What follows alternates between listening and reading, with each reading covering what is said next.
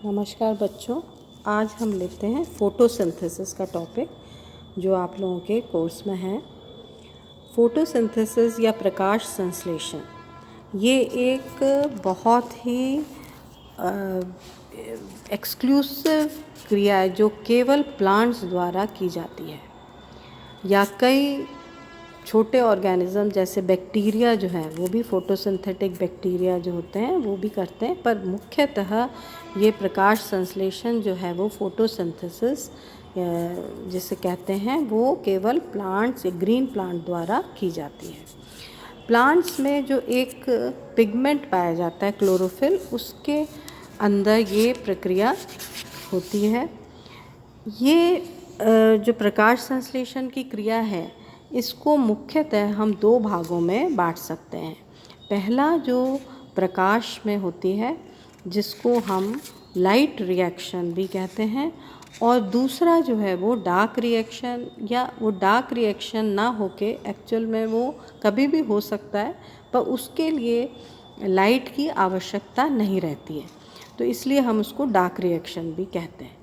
तो dark reaction में जो लाइट रिएक्शन में एटीपी बनता है वो इसमें यूटिलाइज हो जाता है, और जो कार्बन है, कार्बन डाइऑक्साइड का जो कार्बन है, एटमॉस्फेयर में जो कार्बन डाइऑक्साइड गैस होती है उसका कार्बन जो है वो कई ग्लूकोज या कार्बोनिक सब्सटेंसेस में या कार्बोहाइड्रेट्स में परिवर्तित हो जाता है। तो ये प्रक्रिया इसलिए प्लांट्स जो हैं वो प्रोड्यूसर्स कहे जाते हैं, यानी कि वो उत्पादनकर्ता होते हैं, और सारे जितने भी जीव जंतु इस पृथ्वी पर हैं उनके लिए खाद्य पदार्थ बनाने का कार्य ये करते हैं। तो ये एक बहुत ही इम्पॉर्टेंट प्रक्रिया है जो कि पौधों द्वारा की जाती है। अब इसमें मुख्यतः जो चाहिए होता है प्लांट्स को वो है एक तो कार्बन डाइऑक्साइड, ऑक्सीजन तो चाहिए ही है प्लांट को सरवाइव करने के लिए, रेस्पिरेशन नॉर्मल जो श्वसन होता है वो क्रिया करने के लिए। इसके अलावा carbon dioxide, water, chlorophyll, sunlight. तो ये कुछ रॉ मटेरियल्स हम कहते हैं कि ये रॉ मटेरियल्स यदि प्लांट्स को मिलें तो वो इस प्रक्रिया को संपादित कर पाते हैं। अब इसको यदि हम देखें तो प्रकाश संश्लेषण लगभग 170 मिलियन टन शुष्क पदार्थ या ड्राई मैटर एक वर्ष में हमें पृथ्वी पर बन जाता है इसके द्वारा, और उसमें से करीब 90% जो है वो समुद्र में बनता है। तो जो 90% प्रकाश संश्लेषण है वो समुद्री जो प्लांट्स हैं वो करते हैं। उसमें एल्गी जो है वो सबसे अधिक इसमें जिम्मेदार है। तो इस प्रक्रिया में सबसे अच्छी बात जो होती है वो ये है कि ऑक्सीजन जो है वो बाहर निकलता है। ऑक्सीजन सारे जंतुओं के लिए जो भी है, अपने ह्यूमन बींग्स के लिए और भी जो एनिमल्स हैं वो लेते हैं, और वो जब कार्बन डाइऑक्साइड हम लोग छोड़ते हैं ये कार्बन डाइऑक्साइड प्लांट्स लेते हैं और उसको कार्बोहाइड्रेट्स में कन्वर्ट कर देते हैं। तो इसलिए प्लांट्स जो हैं वो हमारे कहते हैं लंग्स हैं, ये कहा जाता है, क्योंकि प्लांट्स के बिना जो है वो जीवन संभव नहीं है। ऑक्सीजन हमें, बिना ऑक्सीजन के हम 2 मिनट से ज़्यादा सरवाइव नहीं कर सकते। कई लोग उसकी प्रैक्टिस करते हैं, वो अलग बात है, पर ऑक्सीजन जो है वो एक मुख्य गैस है जो हमें चाहिए, जो एटमॉस्फेयर में करीब 20% रहती है, और प्लांट्स जो हैं वो इसको निकालते हैं और कार्बन डाइऑक्साइड का अवशोषण कर लेते हैं जो कि ग्रीन गैस कही जाती है।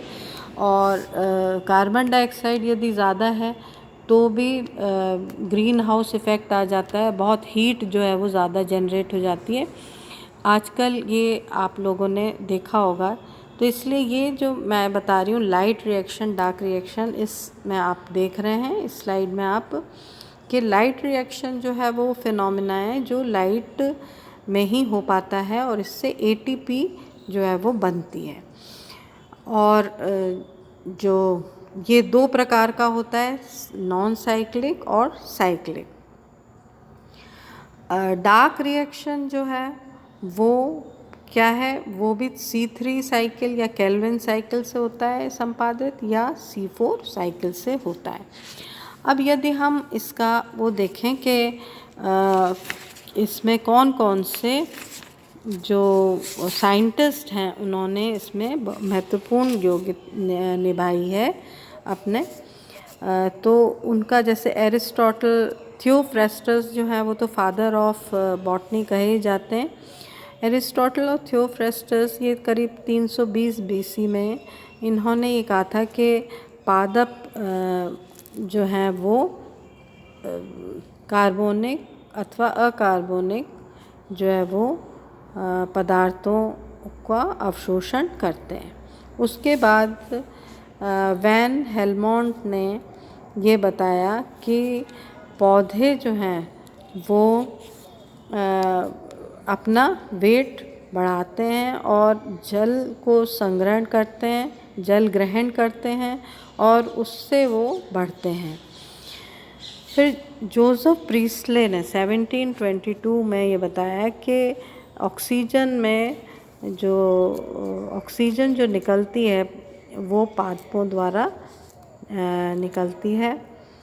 और उसके बाद डी सॉशर उन्होंने 1804 में डिटेल में प्रकाश संश्लेषण में जल का महत्व जो है वो समझाया।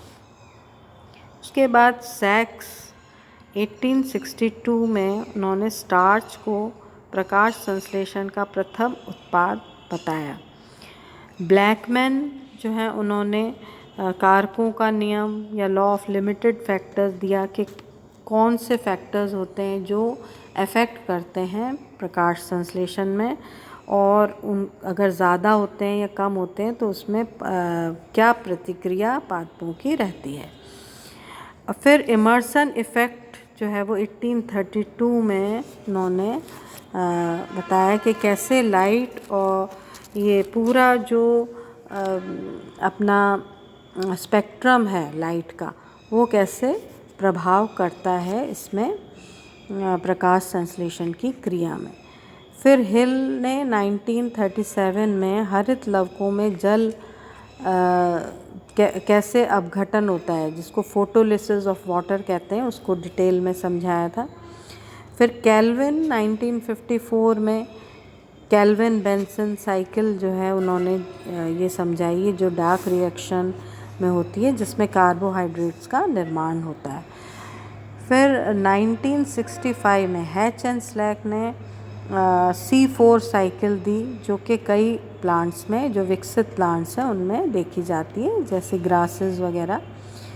तो ये कुछ इम्पॉर्टेंट इसमें रिसर्चेस रहीं। अब डिटेल में हम फोटोसिंथेसिस को नेक्स्ट चैप्टर में लेंगे।